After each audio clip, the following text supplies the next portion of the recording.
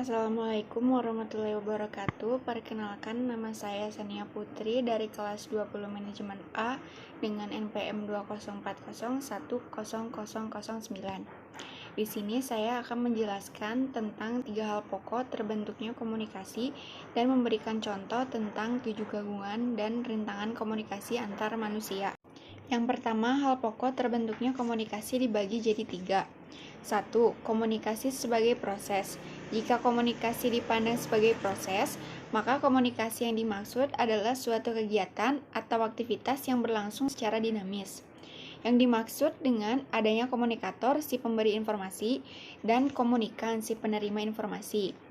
Maksud dalam proses komunikasi ini yaitu komunikator ini memiliki sesuatu dalam pikirannya atau hal lain yang ingin disampaikan agar bisa sampai ke si komunikan. Biar si komunikan paham apa yang disampaikan oleh komunikator. 2. Komunikasi sebagai simbolik, yaitu proses yang disampaikan komunikator kepada komunikan dinyatakan dalam bentuk verbal yang tertulis atau lisan, dan juga dalam bentuk tanda-tanda atau isyarat nonverbal. Komunikasi simbolik ini bisa kita pahami sebagai proses komunikasi, di mana pesan yang disampaikan melalui simbol-simbol atau kode yang secara garis besar makna dan artinya sudah diketahui. Contohnya, kayak kita bakal otomatis berhenti jika melihat lampu merah sudah berwarna merah. Atau selain itu, contohnya gestur tubuh dengan melambaikan tangan. 3. Komunikasi sebagai sistem, yang menyatakan bahwa sistem merupakan suatu aktivitas di mana semua komponen atau unsur yang mendukungnya saling berinteraksi satu sama lain dalam menghasilkan dampak.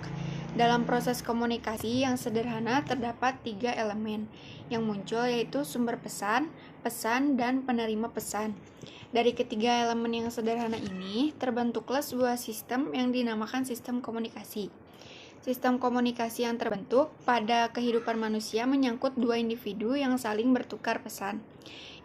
Individu satu mengirim pesan ke individu lainnya, dan setelah individu lainnya mengerti, kemudian ia mengirim pesan lagi ke individu pertama tadi, sehingga menimbulkan kesamaan persepsi di kedua belah pihak. Jika tidak ada lagi pertukaran pesan dalam sistem komunikasi, maka sistem yang terbentuk itu akan berhenti dan mengalami sebuah kehancuran. Ada 7 gangguan dan rintangan dalam komunikasi, yaitu yang pertama gangguan teknis, 2 gangguan semantik, 3 gangguan psikologis, 4 rintangan fisik, 5 rintangan status, 6 rintangan kerangka pikir, dan 7 rintangan budaya. Contoh yang termasuk dalam kehidupan saya yaitu yang gangguan semantik, yaitu bahasa yang digunakan pembicara berbeda dengan bahasa yang digunakan oleh penerima.